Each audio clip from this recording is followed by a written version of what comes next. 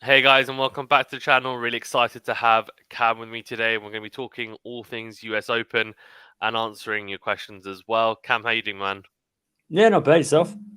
Yeah, all good, all good. It's a little bit early here, so I'm trying to wake myself up as you and your fan base tend to try always do as well, apparently. But Yep. yeah, I'm good. I'm good. How was your couple of days off as well? I know you said that with the Simona Halep thing, you were like quickly back into action, but enjoyed a Yep. couple of days at least non-tennis.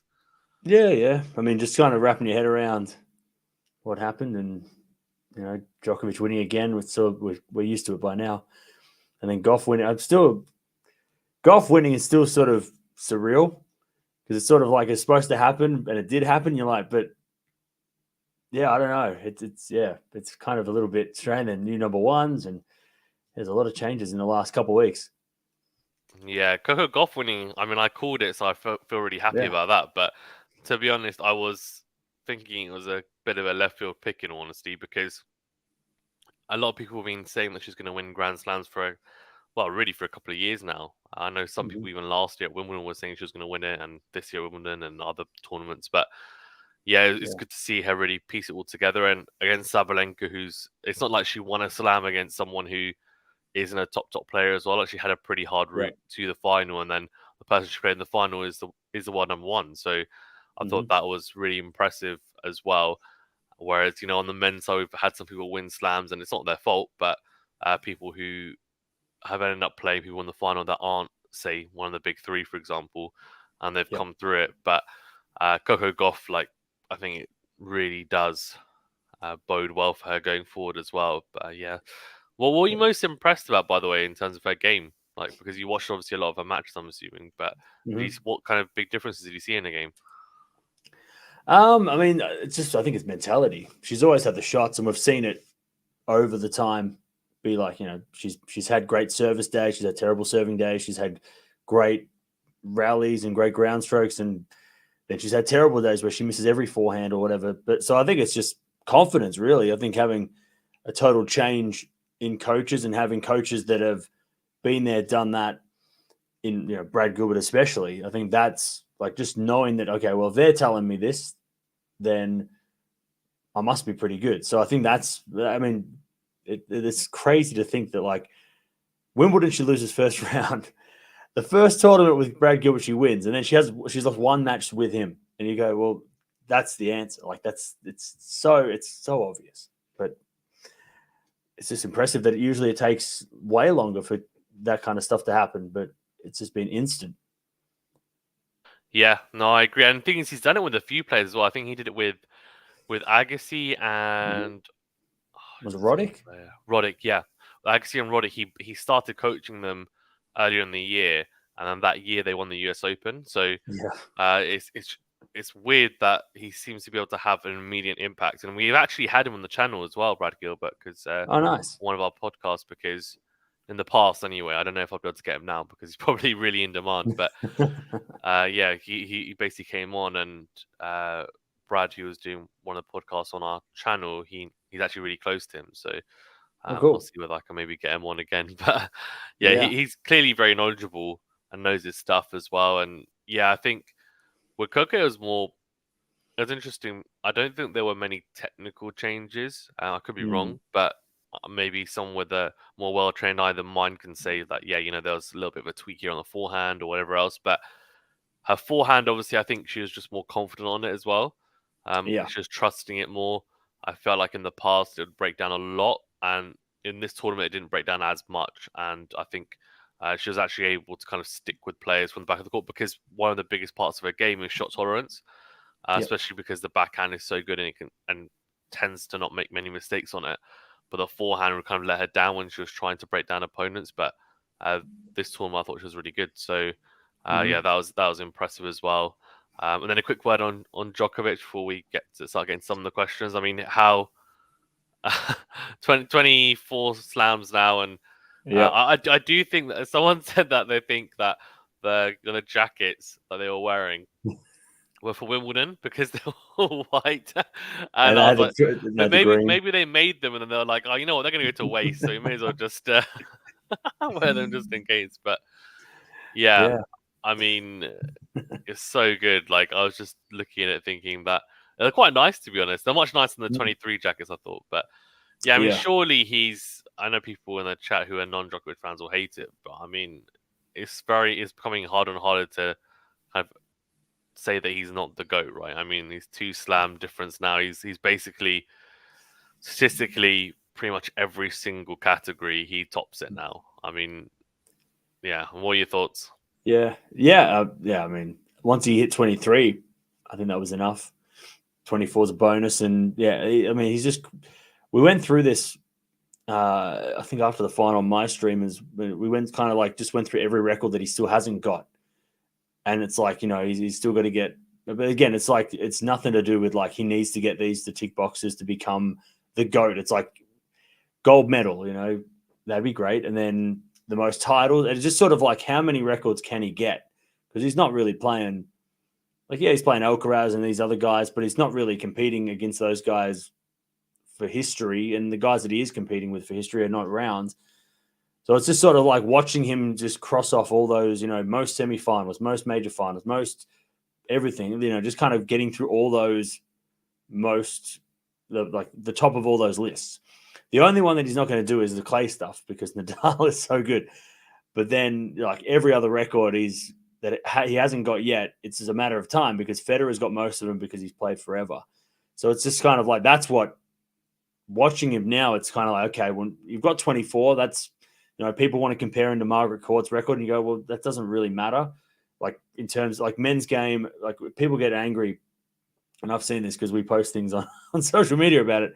Like when as soon as we went, oh well, you know, Serena had this many and Margaret Court's this many, all the comments are always just like, Margaret Court doesn't count. It's not the same as Djokovic. It's not fair. Yeah, I had Now he's someone. got 24.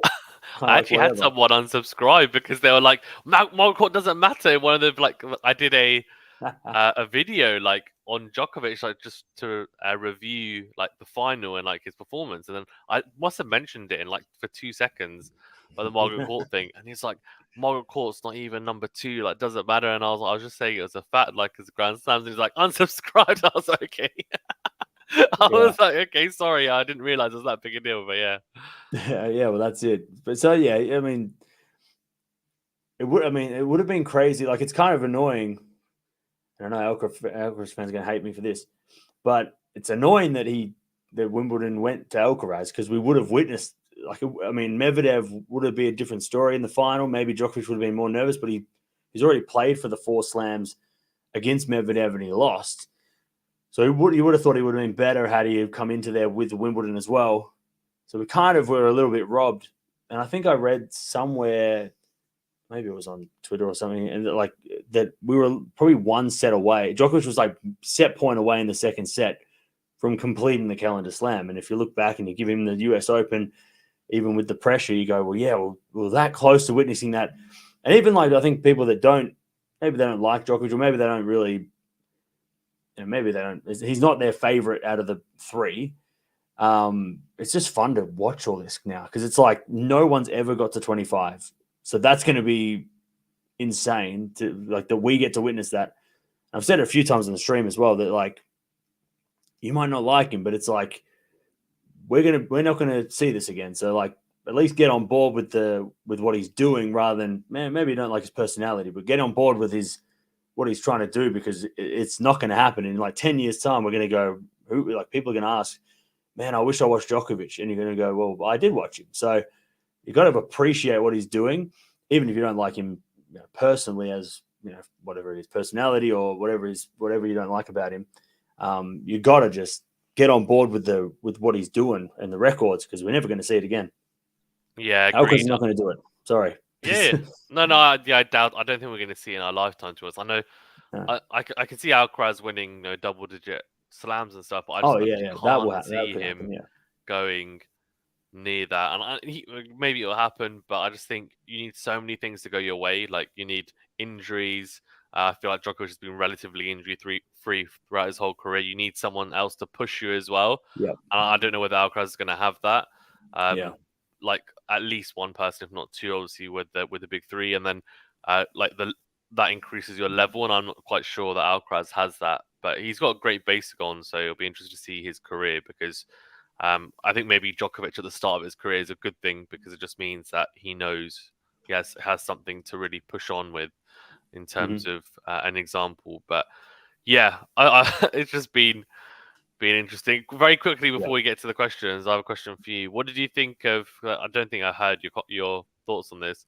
What did you think of the Djokovic Ben Shelton celebration saga? What was your thoughts on that? I loved it. I loved it. I loved every bit of it. I love the fact that Djokovic threw it back in his face. I love the fact that Shelton was not afraid of Djokovic. I know there's like, and this happens. I don't know. Like it's there's a few words in tennis that always get just used, and it's sort of just like annoying at this point. Overrated gets used for everybody who loses first round that is in the top 10. It's they're overrated. Casper Ruud's overrated. Coco Gauff was overrated 3 months ago. Like that gets thrown around. And disrespectful. Everyone is disrespected by everyone else's actions. And I think it just everyone gets a little bit too much. Was it disrespectful? Well, they both did it. So it cancels out. It's like it's fair. It's just sport. That's what happens. Yeah. Compared to other sports, like the trash talking that happens in tennis is very mild.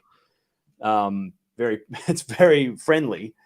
So I loved it. I loved the celebration. I love that Shelton was not afraid. And also the press conference the day before was interesting to hear Shelton's, like, it was almost like the journalists were all trying to be like, give Djokovic a compliment. And he's just like, no, I'm just going to go play him. I watched him play at Wimbledon 4 years ago, but I never really watched him growing up. And I think that's what he started. Yeah. Like, that's when it kind of, people were going, hey, what you meant not meant to say that. You meant to say that you idolized him growing up. That's not the way you meant to speak. And then he came out and shouting in his face and shouting every error that Djokovic had. He was also starting to grunt, which I don't think he was doing against Tiafoe. And he was grunting after every shot, and I was like, that's a bit different. And then Djokovic was like, well, if you're going to give it, I'm going to throw this in your face. And I'm like, well, that's great to see him go back. Frosty handshake, no words of encouragement. It was perfect. And then at the end, to cap it off, I love that Shelton was like, hey, it's fair. That's what happens. Like, there was no like, oh, I can't believe he did that. And Djokovic wasn't like, it was mainly, I guess, just maybe the fan bases were kind of like the ones who were getting upset, but the players were like, that's sport. Like, Djokovic wasn't complaining about anyone. And it was, I loved it. I thought it was great. Yeah. It's funny because there's an icy handshake, but he said actually he didn't see it at the time. So then when they asked him about it, he was like, oh yeah. And then he said, I only saw it after, but he was saying imitation is the highest form of flattery. So, so I think I would imagine that it did bother him a bit, but he didn't want to let Djokovic know it, and he was also like fair enough saying, look, he won. I thought it was fine. I thought it was just a little bit cheeky, to be honest with you, but Djokovic tends to be a bit edgy anyway, so he can do stuff like that, like he'll shush the crowd and bits like that. So I wasn't that surprised, to be honest with you. And you can tell when he's playing. It's funny because, like, he'll play and he just seems really edgy. And then after, he just seems like the nicest guy in the interview. Like, he was like, oh, I just really like the celebration. So I did it. I was like, no, you didn't. That's not why you did it. But it's fine. It's fine. Yeah. I love this version of Djokovic we're getting, because I think this is the guy that I think a lot of people, like, we he does does the celebration and everyone. Yeah. Some people love it and some people think it's a little bit too much. Yeah. I love this Djokovic. I love the one where he's crying to the crowd. At Wimbledon, he's going, boo-hoo, to you. And now he's doing the celebration. Like, he's just, I've got the records. I don't need to be, I don't need any friends, like he's kind of, as soon as he got to 23, he's like, I can do whatever I want. And he can, because he's the greatest of all time. So, yeah, I think he basically he doesn't care, does he now? He's like, look, I'm just going to be like me. And it's interesting. He's not doing that the energy one anymore, is he? I haven't seen him do that for ages. Yeah, you're right. You're really right. Actually, I think he started doing that because he probably thought, oh, like, it's the way to get the crowd on my side and, like, come on, let me give him positive energy. And now he's just like, you know what, you guys don't appreciate me, then basically, like, forget you. And like, I'm all for it, to be honest with you, because I just think, like, why not just be yourself? I'm not saying that he should be, he should be really bad with the crowd or anything, but at the same time, a lot of the crowds haven't really appreciated him. So why should he really stick out his neck when he's the best player now to play the sport? All for it. Right, should we get some of the questions? Yeah, go for it. Yeah, let's go. Guys, keep getting your questions in as well. We'll get through as many as we can. And Dutch says, were you really surprised Felix lost where he was in the draw cap? That's your Canadian question. I'm not surprised about anything that Felix. I don't know what's going. Like, I know he's got injured a bit, but man, Felix is, yeah, it's hard to watch, and he's going to have so many points to defend in the next 2 months that he might end up in what, like 30 in the world or something outside. Yeah, if he doesn't do more well. So yeah, I'm not surprised that he lost. Even doesn't matter where he was in the draw. I mean, his first round was always going to be tough for him. Yeah, I don't think it matters who's even going to play. To be honest, like I know Mackenzie McDonald is an American as well, and he can be a little bit tricky. So well, he lost in 4 sets. McDonald took the first set tiebreaker as well. So I mean, Felix, it's weird because I was watching him in one of his matches, and yeah, okay, he's not playing well, but I was watching him thinking he's not playing that badly. Like when you actually watch him. Yeah. Like I was just watching him thinking, and like he was making some mistakes, but it wasn't like it looked like he could barely hit the ball or was pushing it loads. It just because he's struggling to time the ball. It's just clearly it's decision making and like tactics are not up to scratch. And I think it's more in the bigger moments he's not being able to get through it because he doesn't have the confidence and he's lacking like conviction at the moment. But yeah, it's a weird one, and I don't know whether he needs to. I don't know if Tony Nadal's still working with him as well, but that only worked for a little bit, and I feel like it's not working anymore. So he needs to do something to get himself out of this rut because I feel like 2023 is a write-off. But 2024, if he carries on, he's going to be like nosediving into the rankings even more so because I think it's almost a given he's going to be like outside the top 20. I'd imagine by the end of the year, but I could be wrong. Yeah. Oh, interesting. If the ladies had gone 5 sets, do you think Coco would have won the US Open? I'll let you go first on that one, Cam. Probably.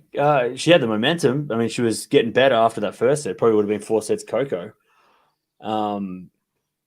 Had it gone to a tiebreak in the third, then or if it was like a 7-5, then you would have thought, maybe it would have gone 5. But I think Coco would have won it. I mean, yeah, she probably still would have won. Sabalenka looked terrible from even in the first set. She didn't look very good until, I guess, well, she never really looked great. Sabalenka, even though she won the first set, Gauff just played worse. So Gauff was getting better, and it was probably, Sabalenka wasn't getting any better as the match went on. So yeah, she would have won if it was 5 sets, she would have won in 4 probably. Yeah. I think in the final definitely. If Dutchy's saying 5 sets for the whole tournament. Then that might be different. But in the final, definitely, because Sabalenka, I feel like best of 3 is really suited to the power players. But with the more consistent players, the players that are able to last long and have endurance, Coco Gauff would have definitely outlasted her, I think. That's where you start talking about, like, if it's 5 sets for a whole slam, well, that's when you start talking about, like, Maria Sakkari and stuff, because she's so fit. And you just think, how would, initially, when they transition to 5 sets, how good, or how well, I guess in terms of endurance wise, how good would the women be initially if they went to 4 or 5 sets? How their bodies hold up? Whereas I feel like someone like Sakkari is so extremely fit that she's always like in the question when they talk about this hypothetical. But I feel like she'd be the first to go to. Physically, she'd be able to go 5 hours, but I reckon like she'd be the first one to go up 2 sets to love and lose. Like that. If we ever went 5 sets for the ladies all tournament. It'd be the first person to ever lose from 2-love up would be her. Because mentally she'd probably just she'd be physically fine, but I think mentally she'd probably fall apart. But yeah, it's a hard one, that one, because we've never seen it, so we don't know who. Like, is Sabalenka good in a 5-set match? I don't know. Like, is it mental? Is it physical? Is it both? Would Swiatek win everything because she's kind of got both? Like, she's the most consistent player, right? I mean, Sabalenka's consistent in slams, but Swiatek's the most consistent overall, I would guess. Would she have beaten Ostapenko in 5 in that round, and then played Coco and then gone? I mean, God, I hope we get to see it one day, but they should just do an exhibition with best of 5. To be honest, if whoever wants to do it, see how it is. But it's interesting because on the women's side, there's obviously some people saying that, oh, they should try best of 5, and then there's some people that I've seen on the men's saying it should be best of 3, and it's like maybe just keep it how it is because, Yeah. yeah, I don't know. It's an interesting one. I wonder whether we will ever see it. Katya, this is so cool to find you two having an old chat. Very nice. Very nice.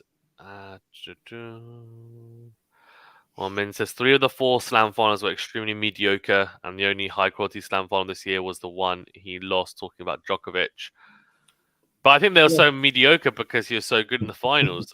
That's the thing, right? Yeah. It's funny, I was talking to the rest of my team when we had a live a couple of days ago, and people were saying, Djokovic, the finals this year were really boring apart from Wimbledon. And I was like, yeah, but it's not his fault. Like, he played really well. Like, they weren't competitive. They were good in the sense that if you're someone who appreciates how good he is, you would have watched it and saw tactically how astute he was and how well he approached it and how well he kind of broke down his opponent. But it's just got to the stage where most people on tour, he has really, really positive head-to-heads against. Like, there's not many players now on tour who he'll go up against, and one, he'll feel like, oh, this might be a struggle, and two, the opponent feels like they've actually got a chance. Like, Casper going into that final, he didn't think he had a chance. I know you could tell that, like, he was going for it, and I think he took a set, didn't he, as well, I think. But did he really have that belief? Like, did he really think he was good enough? I'm not quite sure. Tsitsipas as well. Tsitsipas is always like, Djokovic is so amazing, blah, blah, blah. Like, he's lost the last few matches to him. He got close in a best of 3 last year at the end. And one of the matches, I think it was indoors, maybe. And then Paris, he lost. Yeah, Paris, exactly. And then he lost, though, to him a lot more convincingly after that. One or 2 matches. And it's like, going into that final, he's like, well, I was 2 sets to love up against him at Roland Garros, which arguably is my best surface and arguably his worst surface, and he still beat me. At the Australian Open on his best surface and best tournament, am I going to be able to beat him? And mentally, he's probably thinking, oh, yeah, I can do it. But in the back of his head, he's like, no, this is going to be really tough. And then Mehdi, I think, is a bit different because I think Mehdi does believe that he can win, but the second set was just really crucial, I think. He just really struggled with it. Backhand down the line, ties it up at 1-1, and then Djokovic physically looked terrible in like that second set too. So third set, 50-50, 1 set all. Like that could have been the Wimbledon style match. But I mean, it's funny because the Australian Open final was, well, like you can probably name, if you think of every single Djokovic match that's happened this year, he's only played like what, 2 5-setters maybe. So like even if you want to extend it to like Djokovic matches in general, like Alcaraz plays a 5-setter, Jera plays a 5-setter, which was again one of those weird ones where it's like 2 sets are surprising and then the next 3 are just the same, with Djokovic winning. I don't think the French Open he played a 5-setter. I know he played a couple of close 4 sets, a long 3 sets as well. And then the Australian Open, I think he might have played 1 4-setter. So it's like, just Djokovic is the reason why those are mediocre because he beats everybody. But like mentally, he's got, he beats Fritz easily mentally because the record. Tsitsipas thinks he has no chance. Medvedev thinks he has half a chance, but he just came off beating Alcaraz, which was a huge deal. Alcaraz is the only guy that doesn't fear him, and we can't get Alcaraz Djokovic every time because that's not, Alcaraz isn't there yet in terms of like, it's just Nadal Djokovic in the final like it used to be. Or Federer, the big 3 were in the finals no matter what. Those days, Alcaraz might get there in a year or 2, but he's not there yet to kind of book him into the finals of everything alongside Djokovic. Yeah, and then there's, who else did he play? Rublev, he beats him up. Hurkacz was interesting at Wimbledon, but not enough. There's just not enough competition for Djokovic to make these finals interesting, unless they're 4 Alcaraz Djokovic matches. Yeah. Or maybe a Medvedev match if he can get the second. It's they are mediocre, but it's because there's one guy that's just way better than everybody that makes it mediocre. Yeah, no, I agree. Someone who's actually, I think, could have a chance if he's kind of is back to his best and can play some really good tennis is Zverev, because we've seen in the past that he's had really close matches with him, and his style, I think, he can trouble Djokovic, especially like backhand to backhand as well, which is there's not really many players on tour that can do that. Mm. But the issue with him is it's more on his own side of the court. Like mentally, forget about Djokovic because I think he does think that he can beat him, but it's more mentally, is he going to be able to go for it and have the confidence to be more aggressive? But I don't know. We'll see how he gets on next year. Hopefully, he stays fit, because if he stays fit, I think he's up there in terms of being able to challenge someone like Djokovic when they play. That is, I think the rest of there's some other players that are going to be probably more consistent, and they might get to slam finals, etc. But as you said, I don't really think that Djokovic is phased by anyone really, apart from maybe, as you said, Alcaraz and Medvedev, and potentially maybe like a Zverev. But everyone else, I mean, actually, one person who's interesting is Holger Rune, to be honest, Yeah, because he has troubled him in best of 3. I'd like to see that in a best of 5, because Holger Rune would take him deep as well, similar to how Medi does. And this close in Australia, this close with that Rublev match. Yeah, but the thing is, he probably would have been really, really tired, wouldn't he? I guess going into that Djokovic match, so wouldn't have been ideal.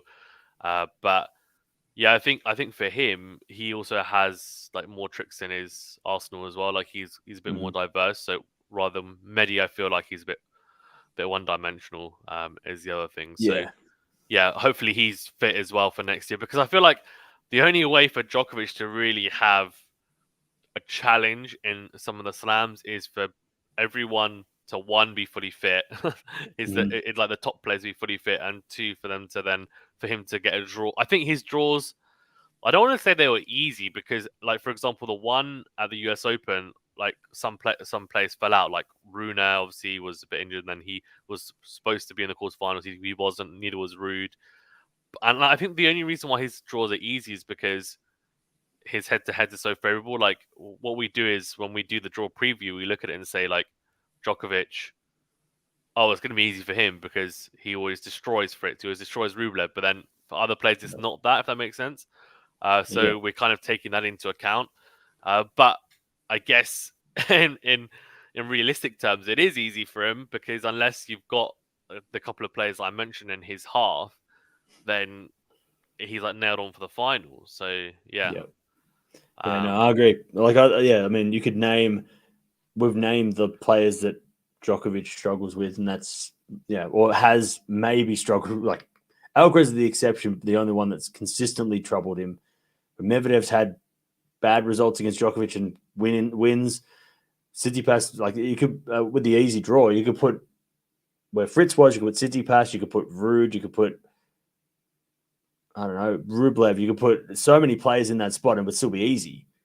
And you can't have Medvedev in a quarterfinal, and you can't have Alcaraz and Djokovic and Medvedev in the same half unless they all drop down the ranks a little, because they're the top 3. So it's Djokovic. There's no one. I think the difference as well with Alcaraz is that his draw is harder because there's a lot more players that we don't know with playing against Alcaraz, what they're like. Like, we didn't know what Zverev Alcaraz looked like on a hard court, and unfortunately Zverev was probably too tired to play him. But he got injured in the second. He said in the press conference as well that he was feeling pretty good, and then his leg went.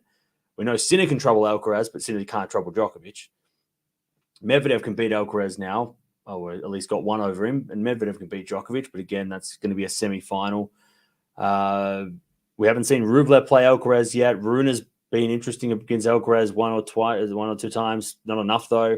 Rune in 5 against Djokovic, no idea. Like, there's so many things that we don't know about Alcaraz against, for the most part, of the top 20. Whereas Djokovic, we know, like, okay, if he plays 18 of the top 20 guys, he's probably going to beat him in straight sets, or maybe 4. Whereas with Alcaraz, we aren't there yet, but we're probably going to get there in a year, and he's going to be, hopefully, him and Djokovic will play many times, and it'll be like 3 finals next year will be Djokovic Alcaraz.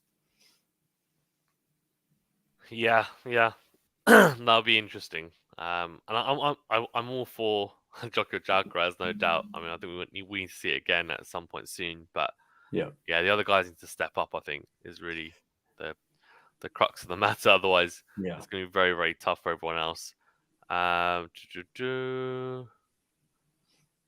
questions. If you put in a question, make sure you put question marks on it as a question. I was not miss it. He says when they asked him about the crowd booing, and just response is like, "I don't mind. I'll just keep winning." Yeah, that's Djokovic. That's the thing, right? That's pretty much now what he's like. Which is good because I feel like before it really bugged him. Like when he lost to Nadal, was it last year at Roland Garros? It wouldn't have been last year.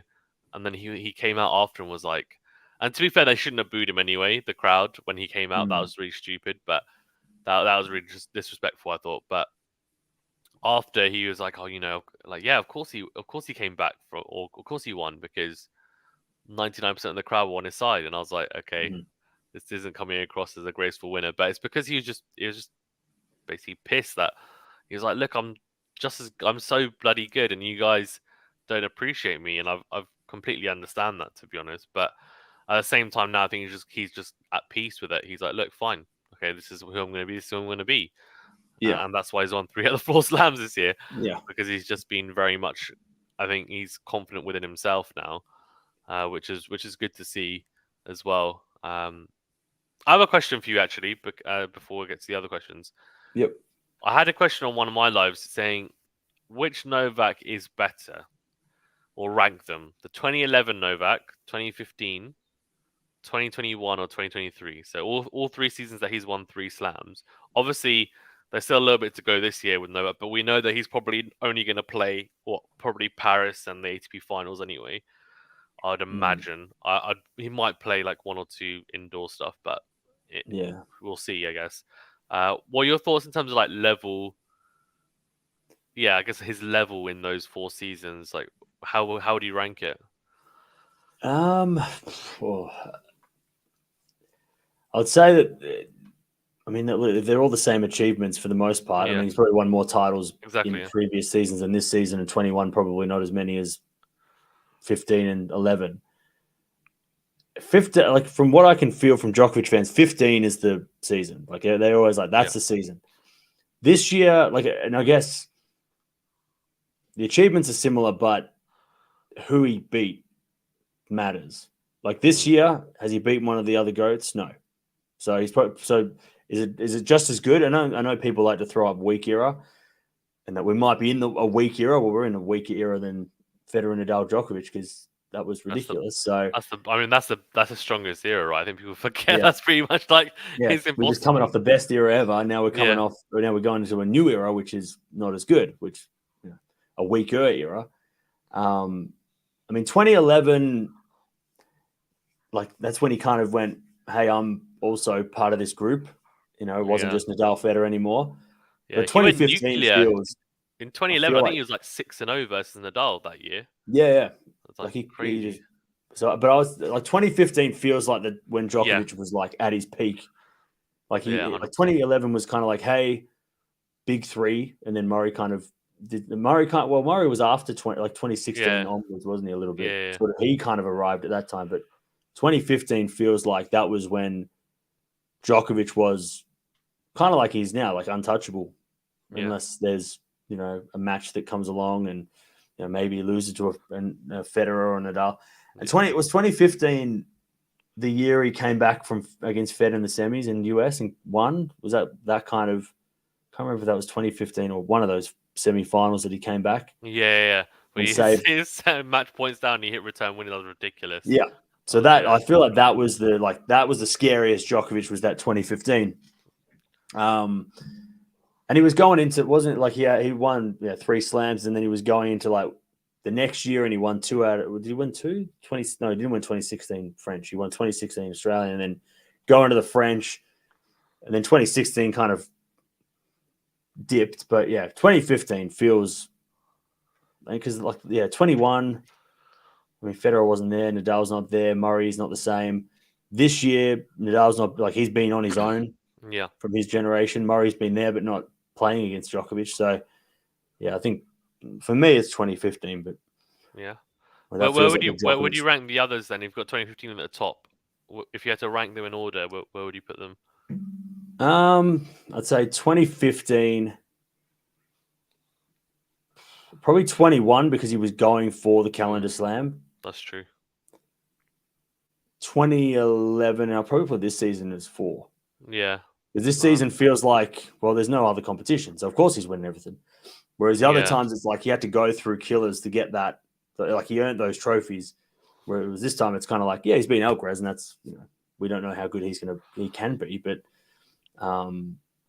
yeah, it's like, well, he kind of hasn't had to, like the competition back then was way harder. Even in 21, going for that calendar slam, no one had a chance to do that. No one's ever had, like, no one's come close. Not even the Serena didn't even make the final to try and do that. Yeah. So yeah, so I'd say 15, 21, 11, 23. Yeah, I think that's pretty fair, to be honest. For sure. Cool. Maddie says, will Coco be able to continue her momentum considering Brad Gilbert is not traveling outside the States with her? He's not traveling, that's what I heard. Do correct me if I'm wrong. I haven't heard otherwise. I know Brad Gilbert is quite particular, and I know that because of the podcast we did. The other reason I don't know if I'd be able to get him on is because he's very particular about who he speaks to as well. So he spoke to Brad because he's like really good friends with him, but he actually wasn't comfortable speaking to me, like having me on there as well. And I wasn't part of that anyway, but he was just like, he would rather just speak to Brad. So I do get the feeling that he's a bit of a particular kind of person, the way that he is. What are your thoughts on that if he doesn't travel outside the States with her? I mean, I guess it would mean, say, for example, next year, the only slam that he'd be there is US Open, and obviously the other Masters tournaments like Indian Wells, etc. But he won't be there for the Aussie Open and French and Wimbledon, etc. as well. Yeah, but doesn't he, like, because he commentates, right? So wouldn't he be? Yeah. He would come down to the Oz for, and he'd probably go to Wimbledon for work, like commentary work. So you think he'd probably maybe be around for those, maybe. Yeah, I mean, I guess even if he's not there, he'll still be coaching her beforehand, right? And he's got two. She's got two coaches anyway. Yeah, so it's not like exactly. he's the only guy. Yeah. We'll find out. I mean, she's been unstoppable with him, and we've seen like Alcaraz has had trouble when Juan Carlos is not there. I know he won Queen's Cup without Juan Carlos, but there is tournaments where I think it was Canada, where Juan Carlos wasn't there, and we've seen Dominic Thiem with Nicolas Massou not being there in previous years. He struggled at times, so sometimes not having the coach there is bad for players, and especially because, I mean, he jumps on, she wins everything. He isn't there. Is she going to be able to keep that? Like, or is she going to look up the box and go, "Oh no, he's not here. I can't win." Yeah. So that'll be really interesting to see how she kind of does that. I know she's not playing next week in Guadalajara because no one is anymore. Everyone ditched. Only the players that lost earlier, the US are playing now because they need form. Yeah. So then that means she'll go to the Asian Swing, play, I guess, Beijing or whatever the big tournament is this year, and then go back to Mexico. He might go to Cancun for the WTA finals because it's not too far away. So she might only have two tournaments where he's not there, which is not that bad. But then we'll find out. I mean, she's called out the haters, so they're all waiting for her to mess up. Yeah. And if she doesn't win or she doesn't play well at the Asian Swing, everyone, like, all the haters are going to start talking like, "Hey, you're not that good without Brad Gilbert." So like, there is a little bit extra pressure there that but she did call them out. So, so it will be interesting. I guess we'll find out. I guess we won't know. If she loses early in the next tournament, then we can say, well, maybe it's, she's reached the height of her career so far. She's won a slam, and now she's got to go play a smaller event. Maybe that's why she lost, but we'll find out. Yeah. No, I agree. It'll be interesting to see. It's funny that you're saying about the haters saying she's not good with Brad Gilbert, so she's useless. Yeah, exactly. Classic. It'll happen. Yeah. Jesus, what are your thoughts on so many top players pulling out of Guadalajara? If you had to move the tournament to a different spot in the calendar, where would you move it? You can go. I mean, I don't know. It's one of those weird ones where I feel like it's been a very long season. What I don't get, to be honest, as well, is that I thought players, if they pulled out the Masters 1000 tournament, then they would get fined. But it seems like they're being a bit more lenient now on it because I know even Djokovic for was it Montreal? he pulled out of. I think it was. He Yeah. basically pulled out of it, and he cited like fatigue. Yep. But it was a bit like, is it fatigue because he hasn't really played that much tennis this year? Hmm. But yeah, and even the other players that have pulled out. I mean, I don't know exactly who's pulled out. Maybe you'll know, No, but Swiatek pulled out today with yeah, fatigue. I saw she Gauff, pulled out. Pagula, I think, were the same. Yeah, They kind of were like so tired. and Pagula's a defending champ, and last year I think it was Mm. her and Zachary in the final. And Gauff Mm. played it last year as well. So yeah, it's a shame to be honest because it's quite a fun tournament. I like the courts and the atmosphere, and it clearly has really good vibes. I think about it, but Yeah. maybe the problem is that it's just after a really really long season, and the players that have gone deep, as you said, they might want to have a rest and make Yeah. sure they don't get injured, which seems like what Swiatek said as well. But Yeah. would I move it to a different spot? Maybe they can move it a bit later. Like on the ATP side, they've got the Masters tournaments a bit later in the year, which are the indoor ones. Like, well, Paris is the indoor one, I guess. Yeah. So they could potentially move it a bit. Even if they moved it a week later, I think they'd probably be fine. To be honest, I think it's just because it's quite early after. But what are your thoughts? Yeah, well, I guess the way it came about was it became the WTA finals venue, 2 years ago. That was a hit. And kind of like, and I've said this on my stream before, like it's kind of like the way Shanghai became a thing back in like the 2000s. Like they went to the Masters Cup, which was the ATP finals back in the day. They went to Shanghai there and did a couple of events and it was packed. And they're like, well, we should probably make an event here because there's people that want tennis. And then they made what we now know as, Shanghai Masters, Asian Swing. So I think that's what the WTA have kind of gone, we need to make this a 1,000 event. And they did last year and it worked out well. It was kind of the end of the year. And then like logistically, it made sense because you're going from Mexico back up to Texas for the WTA finals. But this time around, it's like, I think like the US Open, and then it's like, okay, we're going to go down to Mexico, then you go across to Asia, and then you come back to Mexico. I think if they knew that what the venue was going to be for the finals, they probably would have flipped things. Like they might have gone from New York to Asia for a month, and then come back and done, Guadalajara and then the finals. And like Guadalajara could have been the Paris of what the ATP Paris Indoors is, right? And that could have worked well. But because they didn't know that until last week, they can't just leave everybody hanging. So I liked it as a venue for the WTA finals. I thought it was great. Like it was an instant hit. But then, yeah, I mean, they probably could have. But I mean, they can't really move it anywhere else, can they? Because February is next year starting next year is going to have 2 1,000 events in the Middle East. January is Australian Open. March is booked. April's the clay, so you don't really want to play on hard courts on top of a mountain in Mexico to go play on clay. I know they do have a smaller event in February that's like, is it Guadalajara or Acapulco? One of the two. Acapulco, yeah. Yeah, so they can't really put 3 Masters in 1 month. And then it's like grass season, and then you don't really have a run to go to the US because you've already got 2 big tournaments there, plus Washington. It's like, and they're going to be 2 weeks, so they're going to be even pushed out more. So there's even less time. Yeah, it's you kind of don't have anywhere to put it unless you put it here or in October before the WTA final. So it's sort of, yeah, it's a great tournament, but yeah, it's just sort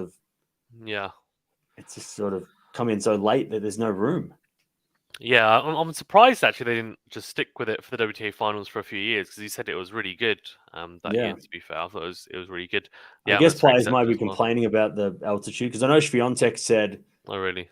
that she didn't like how she felt when she played there, or she didn't like that high altitude tennis, which is probably why she didn't play last year and probably why she doesn't want to go play this year. So it's not a surprise that she's pulled out again. But yeah, maybe it's because it is too, like it just feels too intense, maybe because it's high altitude and taxing and after a long season and all that stuff. But yeah, I don't know. I thought it was good. I just don't know where they could put it though. That's the thing. Yeah, it's an interesting one. Yeah, I'm not sure about it. And also the WTA finals, the fact that they announced it so late was just absolutely random as well. Like that was absolute mess, to be honest. I mean, Yeah. how can you wait that long to do it? It's just absolutely crazy. But anyway, Yep. is what it is, I guess. Cool. Okay. Snicker says Rune is overrated. He will never win a slam, not even reach a slam final. Oh, interesting. What are your thoughts on that? No, he will. Yeah, I think he will as well. Yeah, I think he will. I think. Look, it depends on how overrated you think he is. I think he will win at least one, and Yeah. I'd be very surprised if he doesn't. Things with the mentality he's got in the game, I think he will. I'd be very, very surprised if he doesn't. Although, in saying that, I think when we so confidently say he's going to win one, people were saying that about Zverev when he was 18. Like, he's going to win a slam, and then he can still win one, but he Yeah. hasn't won one yet, to be honest. So Neither did Wozniacki till the end. Yeah, exactly. I mean, It's as long as they're still crazy. playing, that's Yeah. like Raducanu's not going to win another one apparently. And then it's like, well, is she retired? Like Osaka's not going to win one, but she's coming back. So, like anyone could win one, especially in this era. Like, that's the thing. It's like, okay, Yeah, it's maybe if open up. Rune was 10 years ago, then you would say, well, no one's winning outside of 4 guys, 5 guys. But this coming up, it's like, yeah, Alcaraz isn't going to win everything. Yeah. We've seen Medvedev take out Alcaraz. We've seen, obviously, Djokovic take out Alcaraz. Alcaraz's body is taking out Alcaraz, right? He didn't play Australia because of that. But I would love to see Rune, especially start of the year, because it feels like Rune right now is like, it wasn't great it was terrible here because he was terrible at the US because of maybe his body was falling apart. Patrick Mouratoglou here, that whole thing, that kind of was going on as well. I would love to see Rune Alcaraz Australian Open, like when they're both fresh, start of next year, just to kind of go, okay, this is because I think the big question for Rune is like, well, can he beat Alcaraz at a slam? Yeah. He almost beats Rublev, gets to the quarterfinals of the Australian. That would have been interesting. He makes the quarterfinals, loses to Alcaraz at Wimbledon, but I mean, these young guys on grass, Alcaraz is a beast. Alcaraz then beat Medi, who's so maybe Alcaraz underrated on grass. Yeah. So I wouldn't be counting Rune out, especially he's like 20. Yeah, I reckon he's got a good chance against Alcaraz on a quick Australian hardcourt. To be honest, I think that's probably his best bet. I don't think even though he's very good on clay as well. I actually think Alcaraz has more of an advantage there. And at Wimbledon, obviously, he lost him in straight sets this year in this quarterfinals. Yeah, and in US Open, I think it's kind of muchness. But I think Australia would be interested to see for sure. And I want to see Rune versus Djokovic on a best of 5. I just think. It'd be interesting to see, as long as it's not Wimbledon. I think then it'll be fine. Give him Rune's results this year in slams, right? 4th round, like a point away from making quarterfinals. Quarterfinals French, quarterfinals Wimbledon, and then 1st round US. Yeah. So he was 1 point away from making 3 out of 4 quarterfinals this year. So, and this is like his 2nd year on tour because last year it was his breakout. Exactly. Made the French Open quarterfinals, beat Tsitsipas along the way, wins Paris at the end of last year, and then this year is like his first top 10 season. Yeah. And he's done pretty well. I mean, you could put him up against any of the other guys in the top 10 and you go, well, Rude's made a final and then did nothing else. Then, Tsitsipas made a final and done nothing else since. You're like, well, he's put him up against Alcaraz and he looks bad, but you would still say Rune has been, I mean, he's number 4 in the world, right? Currently. Yeah. And you wouldn't think that, he's not, doesn't deserve to be there based on those results. Should have probably won Monte Carlo. Yeah. Didn't have a chance in Rome because Medi was just Klaverdev. But again, I would not be doubting Rune. If you don't like Rune, that's fine. But I wouldn't doubt his abilities. Yeah. We've got to revisit the Klaverdev at some point. It's ridiculous. When I do the 2023 review of the season, like one of the most surprising things ever to happen, him winning Rome. I thought, he could have good results on clay, but that was just like, and then to lose in the 2nd round of Roland Garros just tops it off as well to some random save. Was it first round? It was first round, wasn't it? Was it first round? I thought he lost first round to a quali. He lost to Save with Wild. Maybe that was the first round. I can't remember. I thought for some reason I thought he'd won one, but let me check. So now I'm doubting myself, thinking we're probably right. Yeah, first round.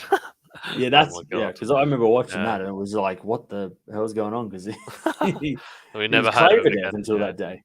I know, crazy. Hodge says, how is the race to the year-end final shaping up for both ATP and WTA? who are some players that you all would like to see in the final 8? I can tell because I have it up and I saw this question, so I was like, I better have it up. So the top 8 are Djokovic, Alcaraz, Medvedev, Sinner, Rublev, Tsitsipas, Rune, and Zverev just sneaks in. Fritz is just behind Zverev, like with 20 points difference, and then after that, there's a bit of a jump of about 400, well, just under 400 points. Kasper Ruud at 10, Diminer at 11, Tommy Paul 12, TFO, Khachanov, Nori, Hurkacz, Shelton. I think that's kind of, we don't need to go any further. That's the kind of the rest. But yeah, do you see anyone from Fritz to Shelton sneaking into the ATP, or do you think it's pretty?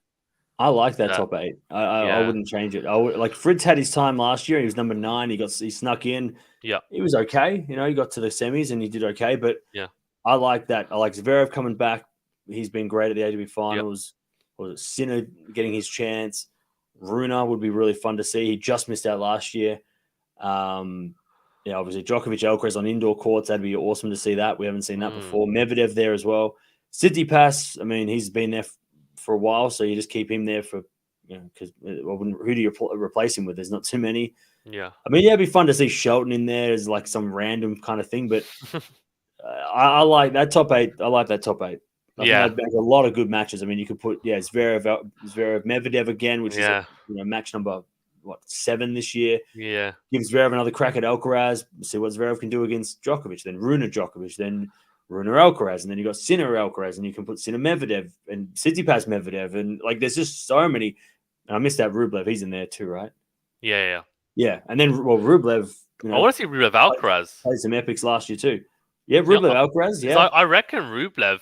I mean, I know obviously Djokovic has it makes him look like easy work, but I think like with how big he hits on the back of the court, I just think it's interesting to see like how he gets on with Alcaraz. To be honest, I think it'd be intriguing to be honest, and you see a lot of winners left, right, and centre. So what's not to like? But I love that top 8 as well. I think I'm just looking at I just don't think there's anyone else. I mean, they're good players, but Hurkacz would be the one that I would be like, okay, yeah, if he got in, I wouldn't, because he's pushed Alcaraz and he's pushed Djokovic. Yeah, I think that's if those guys, like the guys in the top, like, if you're going to split them in half and make the groups now, you would say you want Rublev and Alcaraz in that side. You could put Medvedev and Djokovic on one side, maybe put Sinner with Alcaraz's side, Rune with Djokovic's side, and split them to be pretty even. Whereas if you put Fritz in there, Fritz against Alcaraz, we've seen that it's nothing. Fritz against Djokovic has not been very good. And then Ruud, I mean, he made the final last year, but he did. How did he do that? We've got to go look at the footage. I think he beat FAA and Fritz or something. Fritz, yeah. And Rublev, I think, in the semi. So it's like, well, yeah. So I think that that top 8's perfect. Yeah, let's have the finals now. Yeah, I agree. Interesting question for you actually. Hurkacz, do you think if I had to press you into yes or no answer, do you think he'll win a slam? Hurkacz. No, I think he'll make a final. I think he'll be a finalist. He'll kind of be like Berrettini. Like Berrettini made the final. If he doesn't do anything anymore, then you'd say, well, that was. He just feels like a finalist, a slam finalist. He has a finalist aura about him. Yeah, I think he makes a Wimbledon final, but he'll probably lose to somebody, or like he feels like he's got amazing game when he's on. Yeah, and I love talking about, like I love watching him, and I love how like it was great against Djokovic for what it was. It was 4 sets, but still like really good. But yeah, I think like he'll be, if he's going to win one, it's going to be probably Wimbledon. But yeah, I think I'm more likely to see him like kind of like what like Anderson, making the final, and like he kind of looks like he would like a Kyrgios, right, a finalist. I could see him lifting up one of the plates, not the trophy though. Yeah, if the other guys are too good.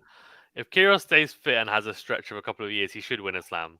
It might sound controversial to say, but he should honestly. Like, it just doesn't make any sense if he's doing what he's doing now. Which I don't know if it's because he's injured or whatever. He's only played 1 match this year, but like then obviously no chance. But if he gives himself like 2 or 3 years where he plays, I don't know, we're talking about like it doesn't even need to be 75% of the tour, 60% of the tour. If he plays every single slam and then plays a few tournaments in between, I reckon he wins a slam. Like I don't see how he can play the level he played in 2022 over 3 years and then he doesn't win one. It just doesn't make any sense to me. But we'll see because it's a lot to do with his motivation and stuff as well, I know. But it'd be a shame if he ends his career without winning a slam. And if anyone's in the comment section says, well, he's won a double slam, I'm like, okay, that's fine. But he doesn't care about double slams, let's be honest. He cares about single slams. Like, he's not a doubles player. So when all said and done, you're not going to be like, oh, he was a Grand Slam champion. Like, let's be honest, he wasn't, because again, he's not a doubles player. Like, he did that for fun and he just happened to win it. So like, that's great. It's a great bonus. But he'd trade like 10 doubles Grand Slam titles for one singles one. So yeah, right. Okay, WTA Tour. So Sabalenka, Swiatek, Gauff, Rybakina, Pegula, Vondrousova, Mukova, Jabeur. And then actually there's quite a big jump between Jabeur, who's on 3,200 points, and 2,700 is Keys, who's gone up 7 places. Crazy. Keys, Kvitova, Bencic, Ostapenko, Kasatkina, Haddad-Mayer. Sakkari's all the way down at 15. That top 8 as well looks like. Yeah, I like that. Lock it in. Yeah. I like that top 8 too. I mean, who do you? It's just like who's missing? Yeah, because like Keys and Kvitova, you're like they've been there, like they've been in and around it, but don't really know if they're going to be able to do much. Bencic. I mean, Ostapenko's fun, I guess, a little bit if she's just play as well. But I wouldn't mind putting her in there instead of Ons, maybe, because of the Swiatek factor, like just to see them play again. Yeah, depends what Ons turns up, doesn't it? Really.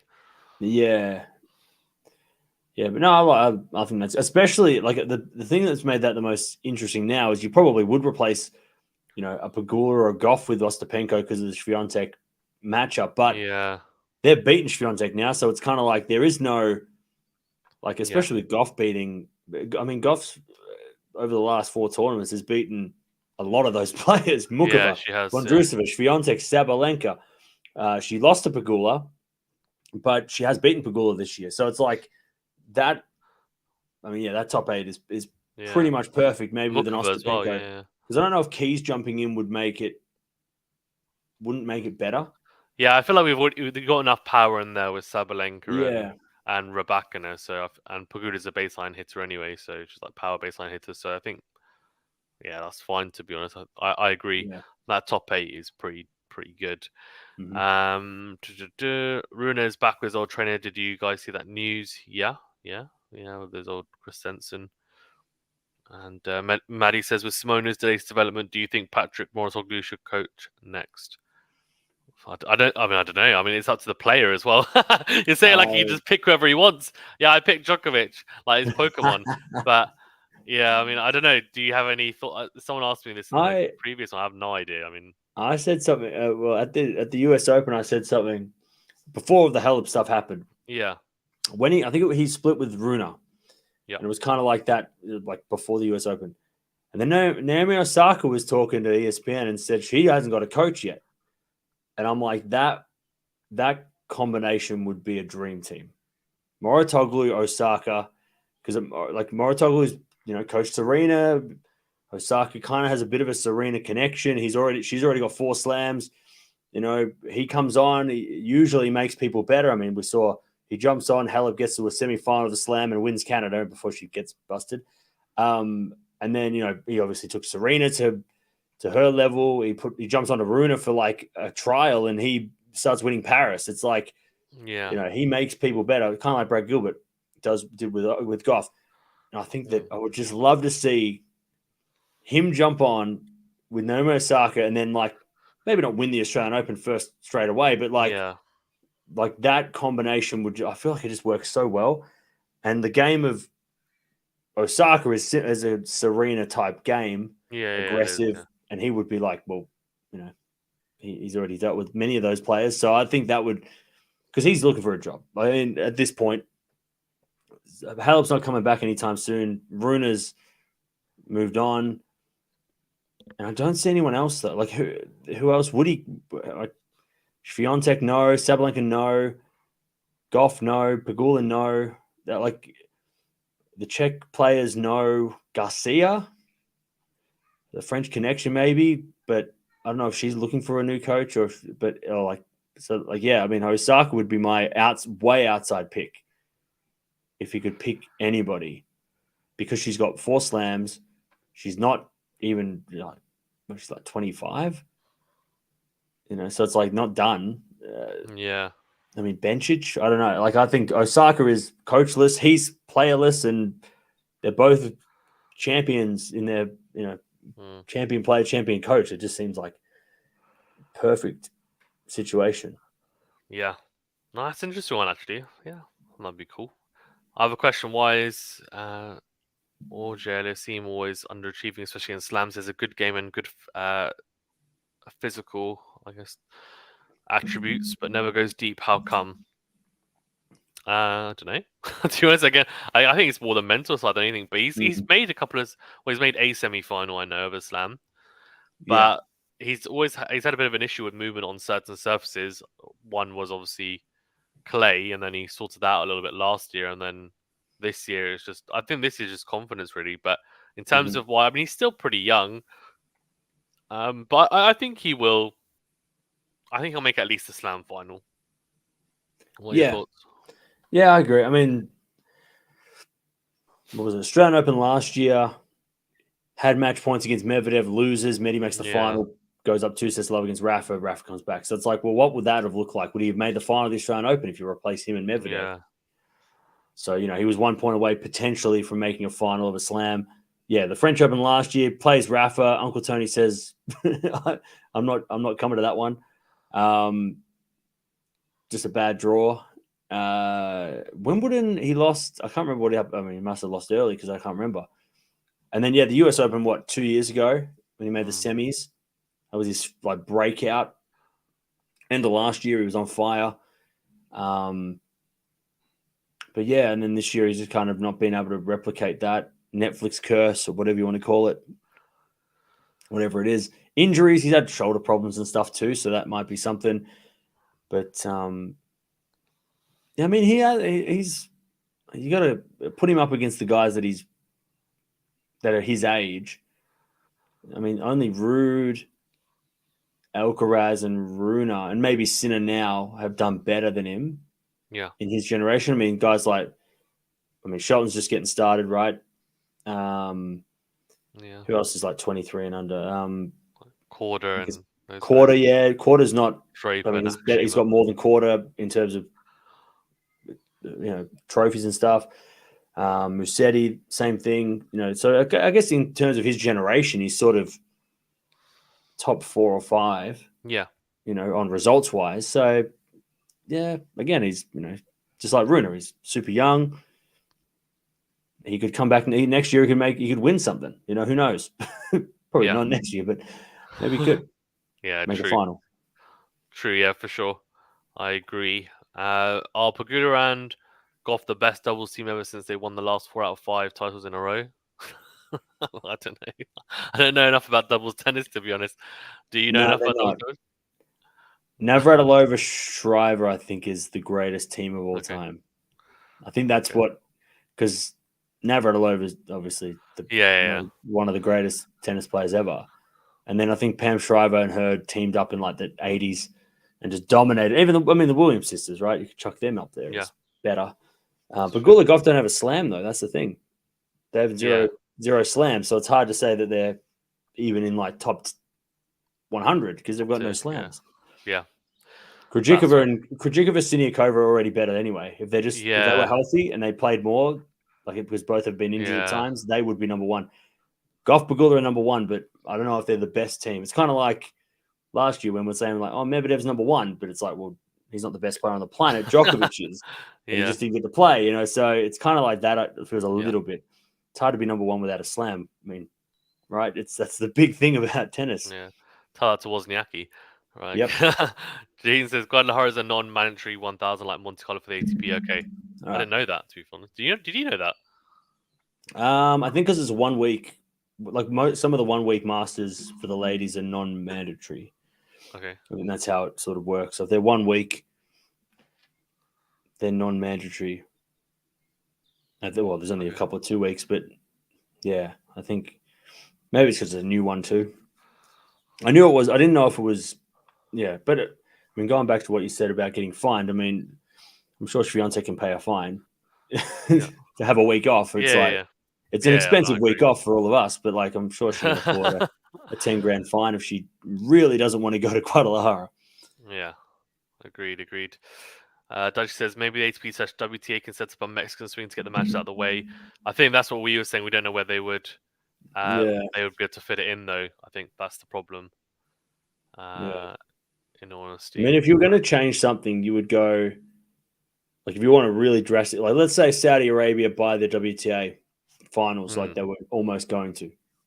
If they had that, you would grab February, chuck that after at the end of the year, and it would be this Saudi Arabia or this the Middle Eastern swing, and you'd go all the way up to the finals, and then you'd put like you'd stay in like that American region from February, March.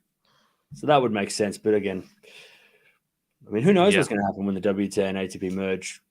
Possibly. Yeah, I hope that happens. Yeah. I mean, everything could change because they're going to try and, like, I'm looking at my schedule right now, and the Paris indoors and the Cancun finals are going to be at the same time. I'm sure the ATP don't want to have that happen if they merge. So it could be a lot of they'll have to. They'll probably. I imagine they will do tournaments. So my thinking is, if they merge, is that similar to like when you have with Cincinnati and stuff, they will either have the same tournament for both going on at the same time and try and merge it that way. The only issue with that is with tournaments that are bigger tournaments like Master 1000s, if they don't have enough courts, I don't know how they would do it. So I don't know whether they maybe like they do for Toronto and Montreal, they have it in the same country, but two different venues, and then alternate it. For example, I think that would be quite a good idea, to be honest, for some of them. For some of them, it doesn't matter. Like it's easy, like Cincinnati, because they both play same court, same times. So that's all good. And obviously, slams like the same thing. But yeah, it'd be interesting to see, to be honest, because it would be nice to have. I do hate it. I personally, it's great because I guess you have tennis going all the time, but it's a bit annoying that you have like 1 week ATP and then it's like next week, okay, it's WTA, and then they start a few days after each other. And it's like you're trying to keep track of like when the rounds are and stuff. And it's just, it would be good if they just had it on. Okay, look, yeah, we've got this and this same week. Like let's just get into it, and you know what's going on. So I'd prefer that. And then to be fair for the players, maybe they could then structure it in a way that they feel like they do have a little bit more break as well, because I do wonder whether sometimes they feel like, oh, we're starting like midway through a week as well sometimes in some of the tournaments, and they're like, it doesn't feel like we've got a lot of a break as well. But and maybe they could do it in a way that the calendar is a bit more like, you were saying for like the Guadalajara and Cancun, if they'd known earlier, they could have done that together. Let's try and make the calendar make sense. Like let's not just be stupid and have people flying around left, right, and center. Because that then means people are going to pull out as well. So yeah, let's see. I guess. Maybe Steph and Patrick Moritoglu. They've already been together though. Yeah, that's not a bad one. Yeah, that might be more realistic. Yeah, like that. If there was betting going on for this, that would probably be the favorite pick, because that makes sense. He's from the academy. They've worked together. Steph needs a coach. Yeah, that could work, because Coco's not getting Patrick back, so that's not changing. So yeah, Steph's coachless. Work together. There's history. Yeah, that's probably more likely. I agree. It's interesting as well because, like with Steph, he had that Mark Philippus, and then apparently Mark Philippus' wife came out after and said they were only supposed to, it's only supposed to be until the end of the US Open anyway. So people were saying that he'd fired him and stuff. But Patrick Moritoglu obviously has coached Steph anyway, maybe not in his box, but I've seen him in his box before, but he's not been the main coach. So yeah, interesting. Mark Philippus lives near my parents, so nice. I know they run into him at the coffee shop all the time. So I was kind of shocked when they said he was going to be full-time coach, because I'm like, but he seems very much like a home family. Australia's far away. We live so far away, so it's like a traveling coach for someone who has I think he has a young family too. It's like, there's no way he was going to be traveling all the time. But then So yeah, but that makes more sense that they were not going to be. Maybe that's why they split, because Steph needed someone around all the time, or whatever. But yeah. You need to get him on the channel, Cam. Come on, what's going on? I'd say if I run into him when I go down there to see my parents, I'll ask him. So why did you and Steph really split? Yeah, we need to do a segment which is, can I return Mark Philippus' serve? That'll be fun. Is that like get it back in, or is it just get a racket on it? No, just get it back in. Yeah, I think he's like 45, isn't he? So I might be more of a chance than. yeah. He still probably serves bullets. Max's Apostolos is overbearing to not let anyone else coach Stefanos. Or drama. I mean, maybe. I mean, I don't know him, so it's difficult to know the dynamic. I mean, it seems that obviously. To be honest, I think Steph though also really rates him highly. To be honest, so I mean, at the end of the day, I don't think it's the case that he's controlling Steph. I mean, Steph is his own person, and it seems like he does have free will. So it's just up to him, right, whether he wants to have him or not. And he went away from him, and then now he's back, and it's like, I guess his dad's always going to be there in some capacity. It's just a question of how much influence he has on his tennis, that is, and his game. But I feel like on-court coaching is really where Apostolos really shines, because he's able to say as much as he wants now, which is hilarious. But Manny says, do you think Pegula would have retired from doubles if she had won the US Open mixed doubles? I don't know, to be honest. I maybe from the mixed doubles she would have, but I assume she would have carried on with doubles. I do find it interesting because on the men's tour, I feel like anyone who's over the age of like 25, if they are pushing deep into slams, they tend to not then play doubles, unless your name's like Hurkacz. But on the women's tour, it's a lot more common, which I find interesting. And that then brings me back to the question about whether they could play best of five, because you almost think maybe they're able to play more matches because of that, whereas the men are like, well, we can't because we might play 5 sets tomorrow. So but I don't know what are your thoughts, I mean, on that as well. Yeah, I don't think she'll retire if she wins a mixed doubles. I don't know, like Pegula. Like comparing her to Gauff as well. Like Pegula, she's 29, so she's already been playing doubles this long. She's probably not going to retire doubles. Like, because I think, and then now Gauff's got a slam, it kind of changes things. But like, I think doubles for Gauff was more of a distraction, and she lost early, and she wins it. So I would have thought, if you change Pegula with Gauff and said, do you think Gauff will retire doubles if she wins a slam? Yes, because I think that's what they've been working towards. And once they get that, Gauff will be like, I'm going to focus on singles, like Sabalenka did. Swiatek, I think, did. She didn't win a slam, but Swiatek went from like playing doubles a lot, and then went, no, I'm going to just do singles. Barty, right? So, but I think Pegula being 29 and kind of like an outsider for a slam, I don't think anyone's picking Pegula to win a slam, unless maybe Wimbledon was the best chance this year when things kind of fell apart for everybody else. All the big names started falling down. Maybe you would have picked her for that, or maybe the Australian Open is probably a better example because she had like a pretty good road to the final. Knowing that Rybakina wasn't like who she is now, I guess.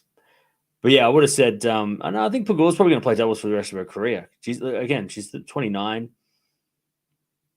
She's an outsider at slams, so I don't think focusing on one thing. I mean, we saw this year she got to the mixed doubles final. She played okay at doubles and then lost at singles anyway. But for Gauff, I think it's more beneficial that she gets a slam quickly at doubles so she can stop playing.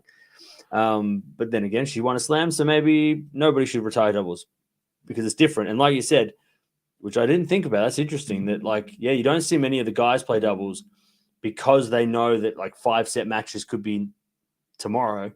But the ladies do play. I mean, you see Azarenka, Dajmaya, all those players between even Ostapenko, Garcia. Who else is in Sakari doesn't play doubles, but those kind of, I guess, a lot of the ladies play doubles as well. So you would wonder if maybe if they did change it to best of 5 from quarterfinals onwards, how many doubles top singles players would actually play doubles because of that possible 5-set match. It's And look, if they can play doubles every other day, they're playing 14 days in a row. Let's say they both, somebody wins a singles and doubles at the same year for the ladies. Like, I mean, Krejcikova 2021, that would be interesting to see. Did she play every day? 1 day doubles, 1 day singles, and see how many matches she played, and then compare her to maybe Djokovic in that same year of the French Open and go, well, how many matches did he play? How much time on court? Because he didn't play doubles that year, whereas she did, and she won every. So that would be that'd be an interesting conversation to then go, well, some players can play doubles every other day, and yeah, the 5-set matches shouldn't be a problem. But yeah, interesting. yeah, time on court, yeah, interesting. It's for sure. Cool. I think those are all the questions, so we can probably wrap it up, to be honest. But yeah, Cam, appreciated you being on as always, man. It's great chat. Worries. And is there anything that you wanna touch on before we wrap it up? No, not really. I mean, I think it sets up Gauff winning for the. I don't think we learned much from from the men's side of things. The things I learned from the US Open was that Djokovic is still king. Medvedev and Alcaraz might be an interesting rivalry now, whereas after Wimbledon it was kind of like, oh no, Medvedev's got no shot. So that makes it. But other than that, it's like men's side of things. It's like Djokovic still king, and then there's two guys behind him that are interesting, and that's about it. On the women's side, though, I mean, I've said it all year, WTA is so much more interesting because we have Swiatek, and then Sabalenka stepped up. Rybakina was a threat. Now we've got Gauff as a slam champion. The two Czech players are there. They can push. I mean, Vondrousova, Mukova pushing Swiatek at the French Open final was really fun. I mean, there's just so many interesting, and then then you can put Gilbert in there as well. It's just like the WTA is just so. Every tournament just seems like we get a new champion or a different person winning, or a different group of people in the finals, but they're all still top 10. It's just so much more interesting. And there's always something like next week when we watch Guadalajara. Now that we don't have, I think it's like no Swiatek, no Sabalenka, Gauff, Pegula, and then you've got Rybakina or Gilbert, so a chance for them to win a big trophy this year, even though Rybakina's already got one. But still, Gilbert can get one maybe, or Sakari, again, which will throw up a whole nother thing going into the Asian swing. There's just so much more exciting things happening on the women's side of things. And the men's side will get there in like 2 years maybe, when, again, Djokovic maybe steps back or Djokovic starts getting beaten. That'd be interesting. But on the men's side, it's just a one-man show. And on the women's side, there's so much interest. There's so many more interesting things happening. Yeah. That's the only thing I learned at the US Open. No, I agree. I think that we saw a glimpse, didn't we, of like Alcaraz being Djokovic in the Wimbledon final, that, okay, this is what we could see. But I feel like that is still like a year away potentially, or it might happen to some degree next year. But like Djokovic is still going to win slams, I think, for at least. Yeah. I think anyway for the next 2 years he's going to win at least a slam, if not more. And then on the women's side, as you said, it's just so competitive, and it's great because we were having this conversation of the big three with Rybakina and Sabalenka and Swiatek, and then actually other people were starting to pop their heads up, like Gilbert made the final of Wimbledon again. You're like, oh, is she in contention now? And okay, she hasn't won a slam yet. That's going to be an ongoing saga. And then Gauff now just won one, and she's now up there. She's like, okay, well, she's in the conversation. So, yeah, I agree. I think actually, and it's funny, I think the US Open, personally, I covered more WTA matches. Not just because I know they're going to be best of three, so they're going to be shorter and the time difference, but mainly actually because the matchups, like early on in the tournament, I feel like the matchups are a lot more competitive. Like I'm quite unsure about who's going to win, and they're very, very exciting. Whereas on the men's, I think some of the earlier rounds, you just think, I know who's going to win here. I know who's going to get through. And like we obviously, like, you do a lot of the Djokovic streams, and like it's great. Like you get to watch when he plays really well, but he just runs through people most of the time, and it's like this is carnage. And it's like watching Swiatek in the early rounds of slams. Like she just gets through people in 20-minute sets, and you're like, okay. Some of her matches are over in under an hour, which is just unbelievable. So yeah, let's see. I'm looking forward to the rest of the year as well. I think I'm actually very much looking forward to the ATP and WTA finals. If we get those lineups, then they'll be good. If everyone can stay fit and healthy, fingers crossed, would be good. And I'm intrigued for the Laver Cup because the Laver Cup. What are your thoughts actually on the Laver Cup before we wrap up? Because the lineups are very weak, I think, this year. Yeah. Well, they're always going to be because I mean, I think it's the second. What is it? The second goatless Laver Cup, but then the one that was goatless had like Medvedev, Rublev, like it had like no Djokovic, Nadal, Federer, but like the lineup was like top 10. Whereas now it's this is probably the weakest that Europe's looked. Yeah. But then, I mean, Team World they could look so much better too. I love that Shelton's in there. That was good. Where's Nicholas Jarry?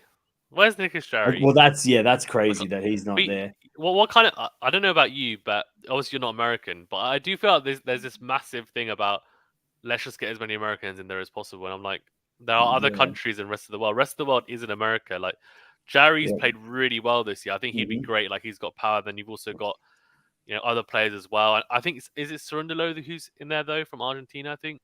It's Cerundolo's the only other non-North American player. I'm just kind of like, come on, guys, let's try and let's actually reward people for having like a good season. And I feel like I wasn't the only one that was saying about Jarry as well because he's a dangerous player. Like he can play on all surfaces as well. But I don't know. Like I just look at the team and I'm like, was it? I think it's like Fritz Tiafoe, Auger-Aliassime. I think the way it works as well is like the three top players each qualify automatically, which sucks. Yeah. that Jarry's not higher than FAA to get qualified. And then it's like captain's choice. But then you're like, well, Mac's choosing. So, of course, he's going to just choose his country. It would be so much more interesting next year when I think Borg and McEnroe are going to step down. And it'll be Federer and, I don't know, Roddick or whoever it is. That might be a little bit more, especially it would be really cool to see Roddick involved. Yeah. I feel like he would be more, he wouldn't just go, well, you're American and I know who you are. Because, I mean, I think people I get comments all the time in my saying that McEnroe doesn't always know who's who. Yeah. He doesn't know that. Like, I think that's the issue. In fact, he won't know who Jarry is. I think at Wimbledon, I don't know if it was him or someone else on one of the coverages. It was like, they were like, who the hell is this Jarry guy? And it's like, it might be. Didn't you watch the clay season or didn't you watch that's the issue, he took right? Alcaraz in Rio to 3. These guys are like greats, but the problem is they don't watch they don't watch all season for one, and they're not in the detail like we are. That's the thing, I think. And they I think when they watch them, they've got better insight because obviously they played the game at a really high level, but they don't know. I think it wasn't even just McEnroe, it was the BBC commentators, I think, here in the UK. They were saying about Alcaraz Jarry, and they're talking about Jarry as if they just never done any research on him in their lives, like they've never seen him. And I was just like, how can you be commentating on this and not have done anything beforehand to understand who this player is? Like, they're like, oh, he's pretty good. I'm like, what? Like, he's not just some random player that's come out of nowhere. Like, it's just crazy to think about. But I don't know. It was funny. The same thing happened 4 years ago when Hurkacz stepped up in 2019. I remember watching matches then. Yeah. And I remember, I think it was like Djokovic Hurkacz, like second round or something. And I was thinking, oh, this is going to be fun because I think Hurkacz had just played Federer, the French or something. And Hurkacz had done well in Miami, I think, or Indian Wells. And I was like, this guy's got some shots. He comes into that, and all the commentators on Australian TV were like, oh, Djokovic's going to win. This guy, who the hell is this guy? And then he gets a set and then gets Djokovic to a couple of tie breaks and like, wow, this is actually interesting. I'm like, well, yeah. If you see what he did like 3 months ago, you would have gone, well, yeah, I just don't think maybe they just don't have the time. I don't know. Or maybe the thing is some of the broadcasters here, I know they cover multiple sports, right? So they can't concentrate on, which is fine. But then I almost do think then for slams, they shouldn't have them. Like for the slams, they need to have people who they're watching their tennis, that they know what's going on. The players like are us. Coming through. We're here. Yeah, Hello? exactly like us. Yeah. How many times have I've tagged Amazon Prime? I'm like, get me involved. Honestly, seriously, I would love if they gave me one opportunity to do a match. I promise they would not regret it. I think, and even you as well, you'd be really good. Obviously, you know that. But they've got Gil Gross is over on Tennis Channel. Yeah, so he is. Yeah. And that's one of the smartest things Tennis Channel could have done, because he's a bit more quote unquote professional than us. That's the thing, though. He isn't. Like that's the one thing. But then I think it's fair to say that we would slightly adjust the way that we commentate. We're not going to be going, oh bloody hell, like no, we're not going to be doing that. Like we would still, I won't swear. Yeah, and stuff like that. Like we'd be, and also with TV commentary, you don't need to do as much because you don't need to do play-by-play necessarily. So I think we could even do radio commentary first, and they would see it from there. So because that you can do play-by-play for radio, but yeah, I think they're missing a trick. Like it would be good to just get the chance. I'm hoping one day they'll reply to my Twitter, my tag, and I'll keep on doing it and see whether they let me do one. Because like in the UK as well, like on Prime, there's loads of matches that are covered, and there's some matches where there's not even commentators. So I'm just just chuck me on one of those on one of those matches. Yeah, it's the outside courts, right? For like a 500 or a 250. The outside courts, like players that they don't really know about, or maybe they don't think need commentary. Just chuck me on there. Just chuck me on there, and like, why not? No one else is doing it, so it's true. not like I'm taking anyone's job doing it. So yeah, it'd be interesting. But I don't know. One day, maybe. One day. One day they'll do it. Yeah, but Laver Cup. I mean, I'm looking at the list here. They could have chucked in Eubanks. You could put in, Korda. But then again, I guess you're kind of stuck with FAA. If he wants to play, you can't say no. Tiafoe, Fritz, I mean, they're the big known players. But I love that at least Shelton's there. I think Shelton, I just hope they get him to play a lot. Like, I hope they chuck him in for like a Tsitsipas match, or put him up against, one of those kind of like top three guys. I don't want him to play, I don't know who's outside, who the bottom three guys are in that team, but like Monfils. Like, I don't want to see him play Monfils. I want to give Shelton the big boys, and see, like, because he's probably the best thing that is the most exciting player in team world. Well, the only one because I wasn't going to watch the Laver Cup. So I can't be, whatever. Yeah. I'll keep an eye on the scores, but I wasn't really bothered. And I'm like, oh, Shelton's there. Maybe I will watch it now. Yeah. I couldn't really I couldn't really care about. I don't know what other I don't know who's playing, but I don't really want to watch Fritz take on Rude. Okay, like Rune versus. Actually, Eubanks is in there. He's an alternate. Yeah. But I'd love to see Shelton take on Tsitsipas or Rune. Yeah, that would be like, okay. Hurkacz is in there too. Actually, that's pretty interesting. Yeah, I like Hurkacz. Oh, Tommy Paul's there too. Who did I say was in there? Yeah. But Tommy Paul. It'll be something. It won't be. It would be the worst one so far, or the worst, like the least on paper, popular one to watch. Probably be the closest one they've ever had, but probably, yeah, for sure. So I think they should replace McEnroe with Roddick, which is what you said. He'd bring more energy to the team world. Yeah. Thank you, Defunct, for the New Zealand. Oh, I like that. New Zealand too. Jerry definitely has been neglected. Yeah. How come the WTA version is not being covered by tennis channels? What's the WTA version of the Laver Cup? Do they have one?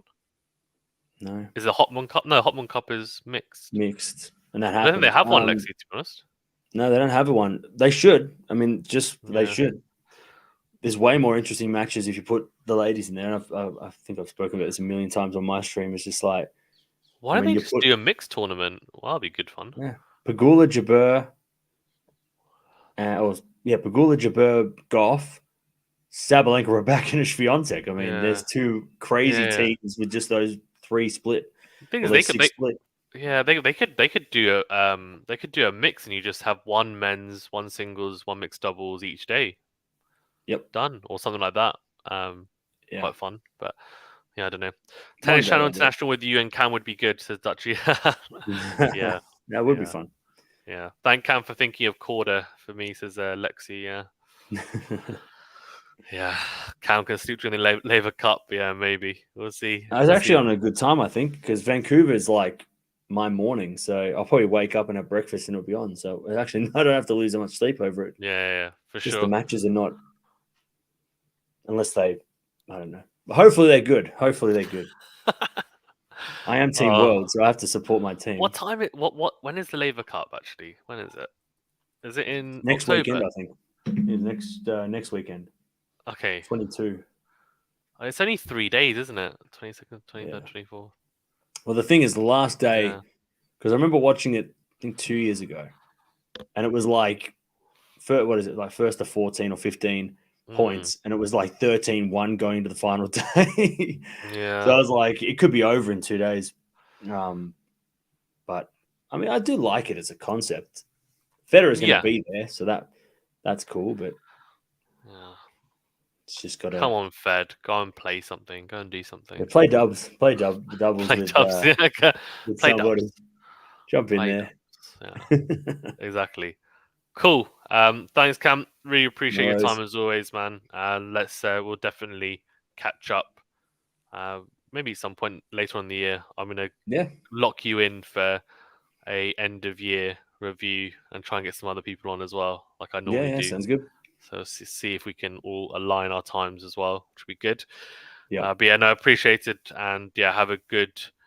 What's the time there? Must be evening, right? 6:30 p.m. 6:30. So that's not too bad. Cool. Okay. might watch some Davis Cup. Yeah, the Davis Even Cup. though the Aussies bloody got lost. Yeah, yeah. The Davis Cup, I was thinking, maybe I'll do some streams for it, but they don't really.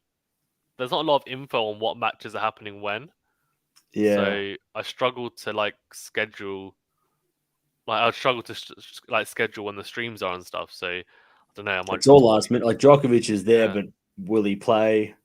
Yeah. I mean, I was the same. I'm kind of looking at it going, all over the place. Like Djokovic might not play, just might sit on the bench and play doubles if they need him. Yeah, I imagine so. But yeah, nice, cool. Okay, thanks very much, guys. Make sure you hit the like button if you don't mind. Subscribe if you're new. Also, jump over to Cam's. I think everyone's subscribed there anyway. But if you're not, then do go and check that out as well and subscribe to his channel. And we'll see you very, very soon.